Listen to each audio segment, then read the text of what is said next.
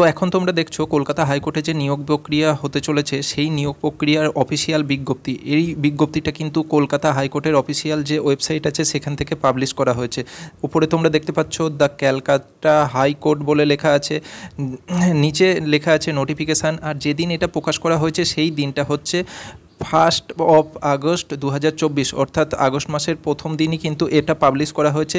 আর সবথেকে বড় কথা, এখানে যে টোটাল ভ্যাকেন্সি আছে সেই ভ্যাকেন্সিটা কিন্তু 291টা শূন্য পদ কিন্তু এখানে খালি আছে। এই 291টা শূন্য পদের ওপর এখানে কিন্তু নিয়োগ প্রক্রিয়া চালানো হবে। এবারে আমরা দেখে নেব, আমরা যদি এখানে চাকরি পাই তাহলে আমাদের যে বেতন বা আমাদের যে মাসিক মাইনে সেটা কত থাকবে। দেখো, আমরা যে বেতন পাবো সেটা কিন্তু পে লেভেল 6 অনুযায়ী কিন্তু আমাদের বেতনটা থাকবে। পে লেভেল 6 অনুযায়ী আমাদের অ্যালাউন্সটা থাকবে। সেখানে আমাদের যে স্যালারি থাকবে সেটা 22,700 টাকা থেকে শুরু হয়ে 58,500 টাকা, এই রেঞ্জের মধ্যে আমাদের স্যালারিটা থাকবে। মিনিমাম পে মানে যখন আমরা শুরু করব তখন আমাদের যে মিনিমাম পেটা থাকবে একদম শুরুতেই সেটা থাকবে 24,100 টাকা আমাদের নিট আমরা স্যালারি অ্যাকাউন্টে পাবো। সাথে কিন্তু যে কোনো গভর্নমেন্টের যে সমস্ত অ্যালাউন্স আছে সেই সমস্ত অ্যালাউন্স এবং বাদবাকি যে সুযোগ সুবিধা আছে সেইগুলোর প্রত্যেকটাই কিন্তু আমরা এখানে পেয়ে থাকবো। নেক্সট আসছে এডুকেশনাল কোয়ালিফিকেশান, মানে আমাদের পড়াশোনা কতটা জানতে হবে। তো দেখো, যে কোনো ক্যান্ডিডেট এখানে যারা আবেদন করবে তারা কিন্তু অবশ্যই এইচএস কমপ্লিট করে থাকতে হবে, মানে হায়ার সেকেন্ডারি বা 12 ক্লাস পাস কিন্তু ক্যান্ডিডেটদের হয়ে থাকবে। সেটা আর্টসে হতে পারে, সায়েন্সে হতে পারে, আর অথবা কমার্সে হতে পারে, যে কোনো শাখাতে হতে পারে, কিন্তু মধ্যে কথা হলো 12 ক্লাস পাস কিন্তু যে কোনো ক্যান্ডিডেটকে হয়ে থাকতে হবে। পরবর্তী বিষয় হচ্ছে এখানে আবেদন করতে গেলে বয়স কতটা লাগবে। দেখো, এজ লিমিট এখানে কিন্তু ক্লিয়ার করে দেওয়া হয়েছে। এজ লিমিট কিন্তু 18 বছরের নিচে হলে হবে না, অর্থাৎ যে কোনো ক্যান্ডিডেট আবেদন করতে গেলে 18 বছরের ওপর বয়স হতে হবে এবং 40 বছরের নিচে কিন্তু বয়স হতে হবে। 40 বছরের বেশি বয়স হলে কিন্তু আবেদন করতে পারবে না, অর্থাৎ 18 থেকে 40-এর মধ্যে বয়স হলে যে কোনো ক্যান্ডিডেট আবেদন করতে পারবে। যারা বয়সে ছাড় চায় তারা যদি ST/SC ক্যাটাগরির মধ্যে পড়ে থাকে তাহলে 5 বছরের ছাড় পেয়ে যাবে, আর যদি OBC ক্যাটাগরির মধ্যে পড়ে থাকে তাহলে 3 বছরের ছাড় কিন্তু এই ক্ষেত্রে ক্যান্ডিডেটরা পেয়ে যাবে।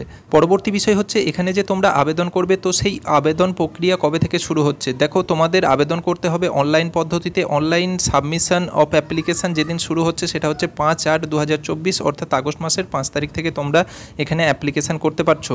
কতদিন পর্যন্ত করতে পারছো, ক্লোজিং যে ডেট আছে সেই ক্লোজিং ডেট হচ্ছে 26/8/2024, অর্থাৎ আগস্ট মাসের 26 তারিখ পর্যন্ত তোমরা কিন্তু এই অ্যাপ্লিকেশানটা অনলাইনে করতে পারবে।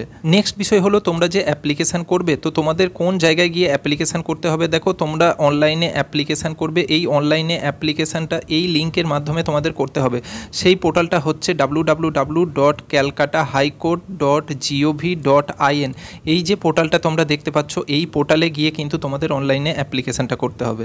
একবার যখন তোমরা অ্যাপ্লিকেশান করে ফেলবে তারপর যখন তোমাদের পরীক্ষা হবে সেই পরীক্ষা সেন্টারগুলো তোমাদের কোথায় কোথায় পড়তে পারে সেটাও কিন্তু এখানে বলে দেওয়া হয়েছে। দুটো জোনে ভাগ করা হয়েছে পরীক্ষা সেন্টার, জোন 1, জোন 2। জোন 1-এ আছে সাউথ বেঙ্গল মানে দক্ষিণবঙ্গের জন্য, জোন 2-তে আছে নর্থ বেঙ্গল যারা উত্তরবঙ্গ তাদের জন্য।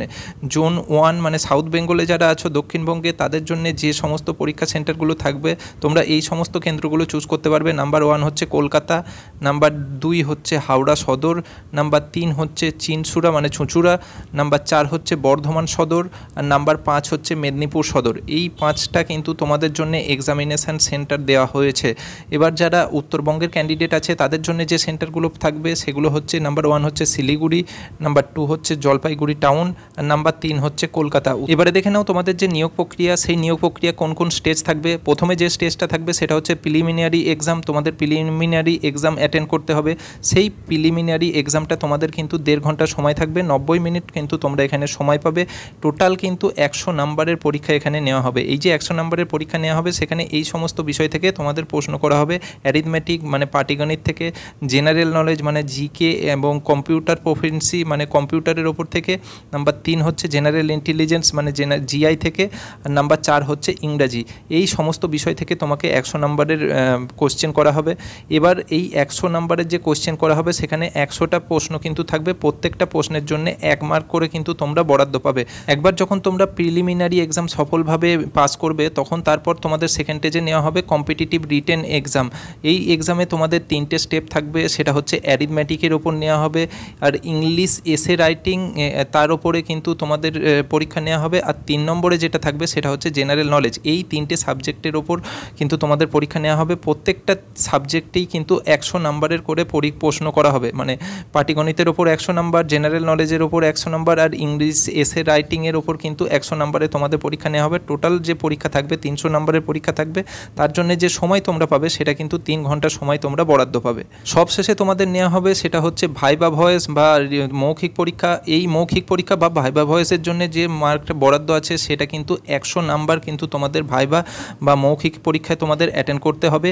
এবার এই যে মৌখিক বা ভাইভা ভয়েসে তোমরা যে নাম্বার পাবে আর আগেকার পরীক্ষাগুলোতে তোমরা যে নাম্বার পাবে, মানে কম্প্রিহেন্সিভ যে রিটেন টেস্টটা হবে সেই টেস্টে তোমরা যে নাম্বার পাবে, ওই দুটো নাম্বার মিলিয়ে কিন্তু তোমাদের মেরিট লিস্ট এখানে গঠন করা হবে। আশা করি প্রথম থেকে শেষ পর্যন্ত পুরো ভিডিওটা দেখার পর ফুল ডিটেলসটা তোমাদের কাছে ক্লিয়ার হয়েছে। এরপরেও কোনো যদি কিছু জিজ্ঞাসা করার থাকে সেটা কিন্তু তোমরা কমেন্ট বক্সে অবশ্যই জিজ্ঞাসা করতে পারো। আর একই সাথে আমাদের সঙ্গে জুড়ে থাকার জন্য কিন্তু চ্যানেলকে অবশ্যই তোমরা সাবস্ক্রাইব করে রাখবে।